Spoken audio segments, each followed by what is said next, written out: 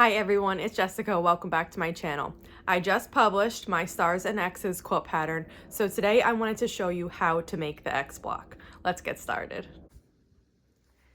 So let's get started on the X block. I have the things I need. So I have my pieces for my jelly roll, and I have my two groups of 4 triangles. There's a larger one and a smaller one. Now, people get really worked up about working with triangles. I understand that sometimes there could be stretching, but in general, it's really not difficult, and it's no different than working with straight pieces. And I could have made this with a large rectangle on each side instead of a triangle, and then a rectangle up here, and then trim away, but this is just more fabric efficient, and because it's not more difficult, I prefer this method.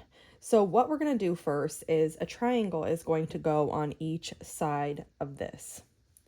And so this is simple. You just match up the bottom corner, and then you're matching up the bottom and the side, and then you sew this through.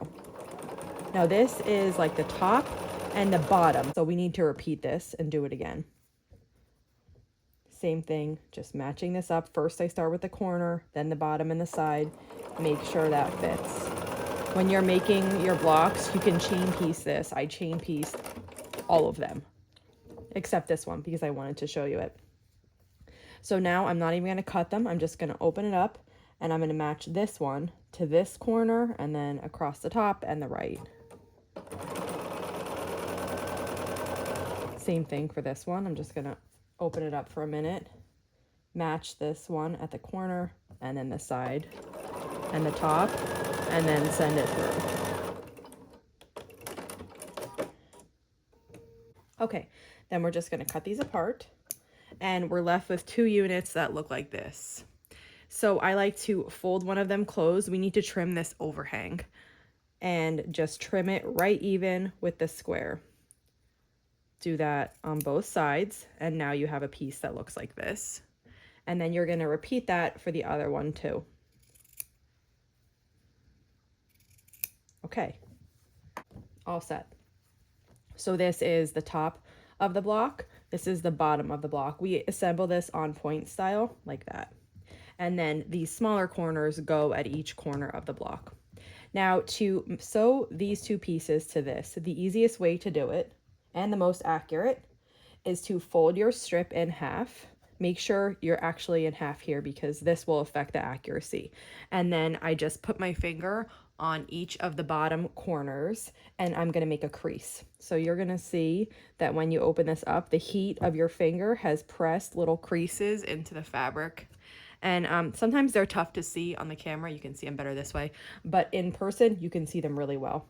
Then I do the same thing with this. So we only need this to find the center of this red square. So I go to the back, I match up the corners of the red, and then I pinch here to crease the red. And then when that's open, I have a crease. Again, it's difficult to see on the camera. You can see it right there. Now I'm going to take this crease and match it up with the crease on the long strip. And I hold my finger there, and then I just kind of work backwards with the rest of the strip and sew this across. Once I get to that center point, then I just stop and readjust for the rest.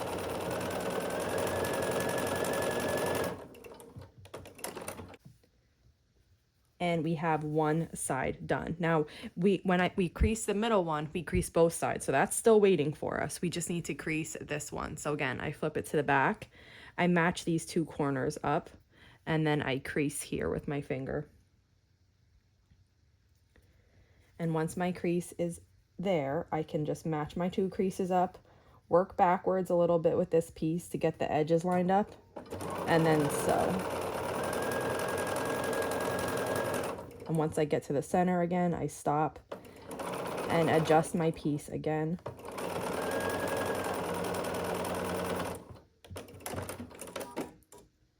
And now we have something that looks like this. So we're almost there. We need to trim the overhangs here. So again, I fold it closed just like we did before, and just trim this away with scissors.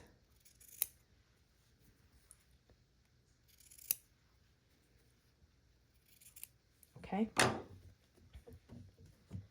Now our piece looks like this, and we need to put a corner at each edge to make the block.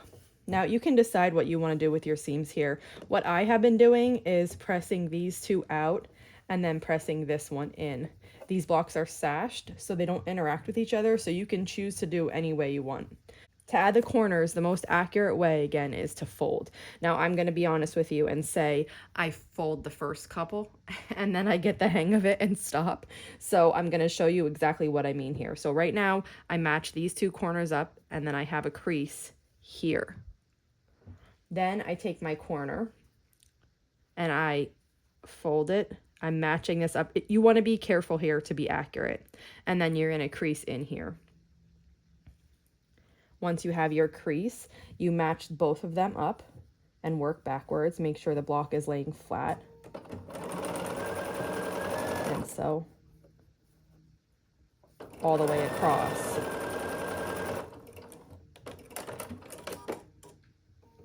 Now, I used to do that for every piece, but now I kind of, I want it to be a little quicker, and there's a lot of these in my quilt, so I just want to get them done. So what I look at, if I want to skip that step, is how much it overhangs here and how much it overhangs here, and it's about 1/4 inch for both spots. So then on the next one, if I don't want to crease anymore, I will get it so that it's about hanging about 1/4 inch, and then sew. And I can visualize that just because I'm really comfortable with sewing. I've been doing this a lot. If it's hard for you to visualize, the best way to do it is crease it. And if you can visualize it, it does speed it up for you, because then you don't have to take your time creasing. You can just start sewing, get this lined up, and sew across. If you do this, once or twice and it turns out to not be accurate, go back to the creasing. That is the most accurate way by far.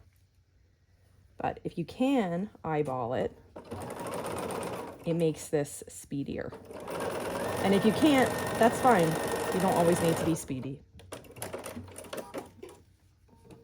Now I have, once I open these up, the X block. Now this is slightly oversized. We're gonna press this and trim it down. I've been working on this project, so my whole workspace is just covered with these. But here's what I do. I keep these closed, and I'm just going to gently make it so that this seam here isn't scrunched up and doesn't have any excess. I'm not pulling hard because I don't want to warp this, okay? And once I have that pressed, I'm going to repeat that on the other side. Now, if you chose to press your middle seams the other way or open, you may choose to press this in a different way. I'm pressing this way because my middle seams are going toward each other, and that's the way that makes the most sense when I press now. And this is the way to press it that makes the most sense to me. Okay, so then we're gently going to open up each corner here. I press the top first, then I gently open it and hold it there. And I'm being careful. I'm not, sliding. I don't want to warp this. Just as careful as I can be to press it flat and get this to lay nice. And now, here is my X block. It looks pretty good. So we're going to move to the cutting table and trim it. Okay. Now this is going to be 6.5 inches when it's finished. So I have my 6.5 inch ruler here. And what I need to do is I take the 3 1/4 vertically and the 3 1/4 horizontally, and I line it up. So with this point and this point. So right in the little valley of these X's, that's the 3 1/4. So I just line up. If the top is lined up and the bottom is lined up, and then these two are lined up, everything is straight and the block is correct. So I cut the side and the top. Then this way it's easier because now your side and your bottom are cut. So you can line the edges of the roller up with that. As I'm doing that, I'm also double checking the 3 1/4. And once I have it, then I just cut that again. And then our block is all finished. And that's it for making this block. If you have any questions, just let me know, and if not, I'll see you back here soon. Thanks for following along.